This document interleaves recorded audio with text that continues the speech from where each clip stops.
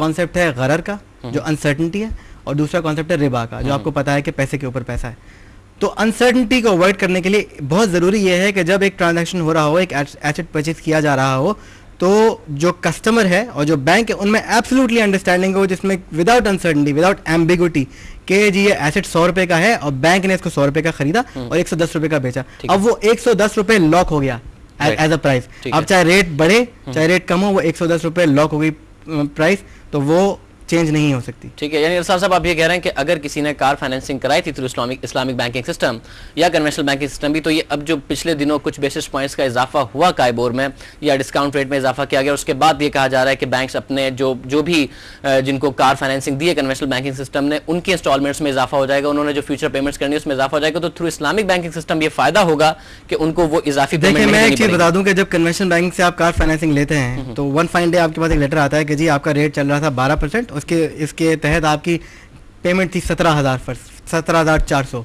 अब आपका रेट 12.5-13% हो गया है, हमने अपर रिवाइज कर दिया और अब वो हो गई है 13%। अब यहाँ बायलैटरली ऑफ प्रॉमिस तो नहीं हुआ, बायलैटरलिटी ऑफ प्रॉमिस तो नहीं हुआ, वो तो वन वे प्रॉमिस हुआ। बैंक ने कह दिया you have to obey it. जब इस्लामिक बैंक एक फाइनेंसिंग कार्ड देता है तो उसके अंदर जिस बेसिस पे वो फाइनेंसिंग होती है उसमें ये क्लैरिफाई होता है कि जी ये इस बेसिस पे चल रही है। काइबोर +3 फॉर एग्जांपल पे लिया, और ये इस बात पे भी हम आएंगे काइबोर को क्यों बेंचमार्क यूज किया जाता है, ये भी एक बहुत बड़ा क्वेश्चन है जो कि एड्रेस करना चाहिए।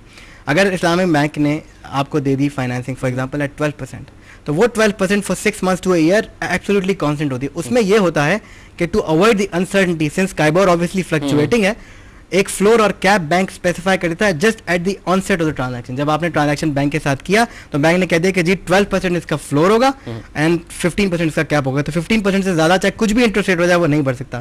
तो बैंक का रिस्क तो आया लेकिन क्लाइंट का रिस्क मिटिगेट हो गया ना, चूंकि वो अनसर्टेनिटी खत्म हो गई। तो रिबा एलिमिनेट हो गया because of the mechanics of the transaction, और अनसर्टेनिटी मिटिगेट हो गई because of the floor and the cap. तो यूनिलैटरली बैंक क्लाइंट को ये सिर्फ लेटर नहीं भेजता कि जी हमने चेंज कर लिया है। जी अरसलान साहब, हम बातों का सिलसिला जारी रखेंगे। नाज़रीन, हम बात कर रहे हैं अरसलान अहमद सिद्दीकी साहब से, बात हो रही है इस्लामिक बैंकिंग सिस्टम के हवाले से। मार्केट में नेगेटिव इस वक्त हम देख रहे हैं, ट्रेंड शुरू हो चुका है 23 पॉइंट्स माइनस। आज के लोवेस्ट लेवल पर KSE 30 और KSE 100 दोनों इंडेक्स मौजूद हैं। बैंक्स में भी हम देख रहे हैं कुछ प्रॉफिट टेकिंग शुरू हो चुकी है, जबकि ऑयल एंड गैस अभी तक एक्सप्लोरेशन कंपनीज प्लस नंबर्स के साथ मौजूद। वक्त हो गया एक छोटे से ब्रेक का, हम हाजिर होंगे इस ब्रेक के बाद, आप हमारे साथ रहिएगा।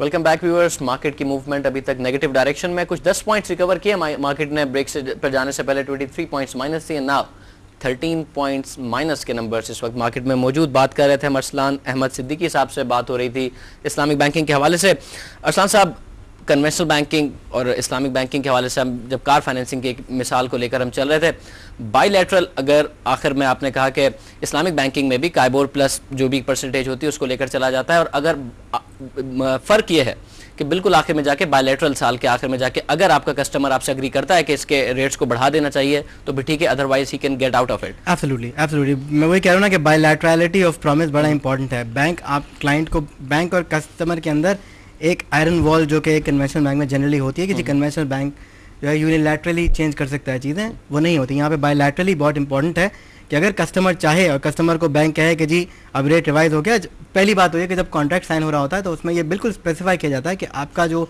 ये रेट है ये will be calculated on this benchmark और it will be revise after a year.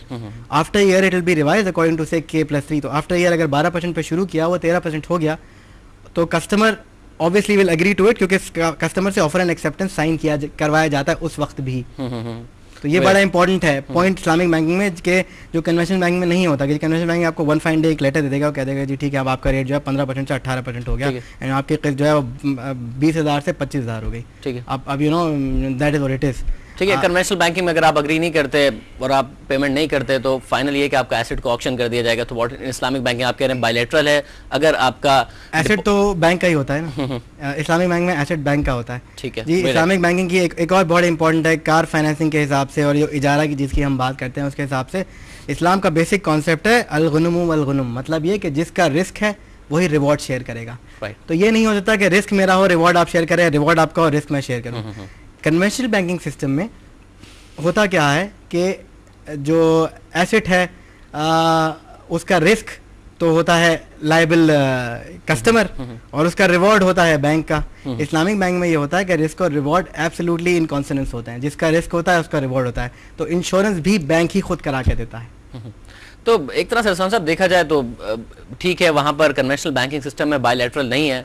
आप डिपॉजिटर्स, आप इनफैक्ट आपने जिसको फाइनेंसिंग दी आप उससे नहीं पूछते कि जी क्या आपको इंटरेस्ट रेट बढ़ाया जा रहा है इस परसेंटेज से, आप सिंपल एक लेटर उसको दे देते हैं कि आपके इस हिसाब से फाइनेंसिंग बढ़ गई है। ठीक है कि इस्लामिक बैंकिंग में पूछा जाता है, बट बाय द एंड अगर वो अग्री ना भी करे तो is going to lose the asset, और यही आपका कमर्शियल बैंकिंग सिस्टम है। कन्वेंशनल बैंकिंग देखिए वो तो रिस्क होता है किसी भी फाइनेंशियल। देखिए बात है इस्लामिक बैंकिंग का ये मतलब नहीं कि रिस्क फ्री एसेट हो जाता है। ये नहीं है कि चैरिटेबल या फिलैंथ्रोपिक है। किसी भी फाइनेंशियल ट्रांजैक्शन में चैरिटी बेस्ड तो नहीं होता ना। आप अगर मेरे से कोई एक एग्रीमेंट कर रहे हैं, मैं आपको एक चीज़ बेच रहा हूँ, आप एक चीज़ खरीद रहे हैं, तो obviously there is a profit undertaking. Obviously philanthropic basis के ऊपर तो मैं आपको कोई चीज़ बेचूंगा नहीं। Obviously Islamic banking is not a cost free banking system.